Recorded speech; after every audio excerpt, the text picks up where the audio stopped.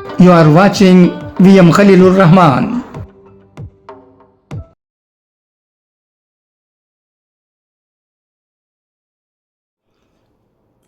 Assalamu alaikum friends. Here is VM Khalilur Rahman speaking to you on an important issue.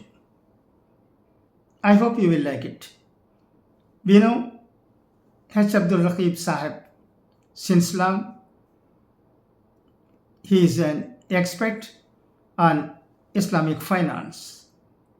He has been trying to introduce Islamic system, interest-free banking in our banks. Inshallah, he will be successful one day because he is untiringly working to achieve this.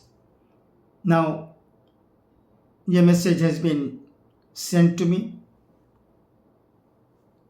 about Islamic finance. I read it for your information. Please listen to it. Islamic finance expert Abdul Raqeeb calls for wealth creation and organized zakat. New Delhi. Islamic finance expert Abdul Raqeeb has called for greater focus on trade, entrepreneurship, organized zakat, and ethical financial system to improve the economic condition of Muslim communities, saying that wealth creation must come before wealth distribution.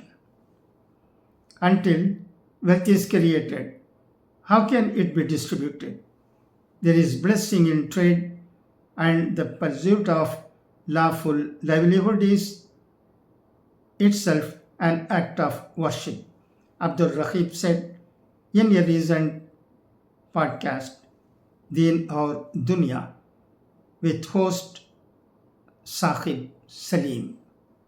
Abdul Raqeeb, General Secretary of the Indian Center for Islamic Finance, ICIF, spoke in detail about Islamic economics, modern financial systems, and economic direction of Muslim societies. He argued that many economic difficulties faced by Muslim communities are not only financial but also intellectual. According to him, while religious practices receive considerable attention, economic activity and business often do not receive the same level of importance despite their place in Islamic teachings. According to Abdul Raqeeb, this imbalance has contributed to economic weakness in many Muslim societies. A society cannot progress only through consumption and distribution. Production and wealth creation are equally important, he said. He added that many Muslims have gradually moved away from entrepreneurial activity, resulting in reduced participation in trade and industry. Responding to questions about Islam's approach to commerce, Abdul Raqeeb said trade has always occupied an honored position in Islamic civilization. He pointed out that Prophet Muhammad ﷺ was himself a successful trader and that the business activities of Hazrat Khadija remain an important example in Islamic history. Islam did not discourage trade. It provided moral principles such as honesty, trustworthiness, and fairness, making commerce a respected and ethical profession, he said.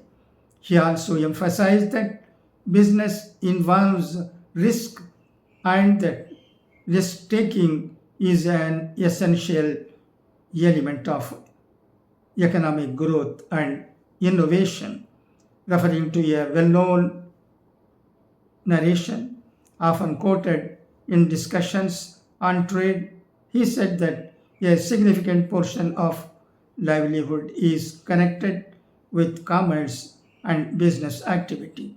Abdul Raqeeb highlighted the economic model established in Medina during the time of the Prophet. He noted that alongside the establishment of the mosque, an independent and transparent marketplace was also created. According to him, the market operated on principles of fairness, free competition, and ethical conduct. There was oversight to prevent fraud and exploitation, but there was no monopolistic control. It was a market based on transparency and trust, he said. A substantial part of his remarks focused on Islamic banking and financial systems. When asked how Muslims can access financial services while avoiding interest based transactions, Abdul Raqib explained that Islamic finance operates through profit and loss sharing mechanisms rather than conventional interest. He said that Islamic financial institutions are functioning in approximately 75 countries in different forms, models such as Musharaka, Mudaraba, and Murabaha provide alternatives that are structured around partnership, investment, and trade rather than interest based lending. Many people think Islamic finance is only a religious concept, but it is also a practical economic model that is operating successfully in different parts of the world. He said, discussing the Indian context, Abdul Raqib observed that although full scale Islamic banking is not available in the country, alternative arrangements do exist. He referred to cooperative societies and certain non banking financial institutions that operate with limited or non interest based structures. According to him, these examples demonstrate that alternative financial models can function within existing economic frameworks. Abdul Raqib cited Kerala as an example of how economic cooperation can contribute to social harmony. He said Hindu and Muslim communities in the state often participate in business activities together, creating strong economic independence.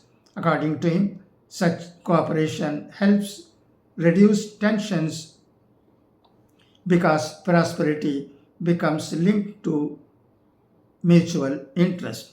He also noted that a considerable amount of savings within the Muslim community remains locked in assets such as gold and land rather than being channeled into productive investment. The discussion also touched upon legal and policy debates surrounding Islamic finance in India. Abdul Raqib said that proposals relating to alternative financial systems have faced legal scrutiny in the past. However, he argued that any financial model that contributes to economic development and social welfare deserves serious consideration rather than outright rejection. One of the most significant parts of His remarks focused on zakat. Abdul Raqeeb described zakat not merely as a religious obligation but as an economic institution designed to circulate wealth within society. He expressed concern that zakat today is largely distributed at an individual level, limiting its wider economic impact. The issue is not the amount of zakat available, the issue is how it is organized and utilized, he said. According to him, much of the zakat collected is used for immediate relief and short term needs, which certainly helps recipients but often fails to create lasting economic change. He suggested that organized committees at local mosques could arrange zakat funds more effectively and direct resources towards education, skill development, and support for small businesses. If zakat is managed institutionally and invested in human development and entrepreneurship, it can play a major role in reducing poverty. He said, drawing on his own experience, Abdul Raqeeb said that business success should not be measured only by profits. He explained that every commercial activity carries both opportunities and risks. People often see the gains but ignore the losses. Real success comes through patience, balance, and long term thinking, he said. Concluding his remarks, Abdul Raqeeb stressed that Islam encourages a balance between spiritual and material well being. He said, hard work, ethical conduct, lawful earnings, and social responsibility are all part of the Islamic way of life.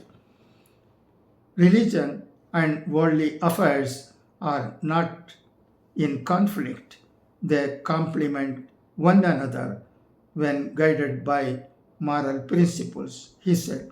Abdul Raqeeb maintained that Islamic economics, trade, zakat, and ethical finance are interconnected elements of a broader economic vision.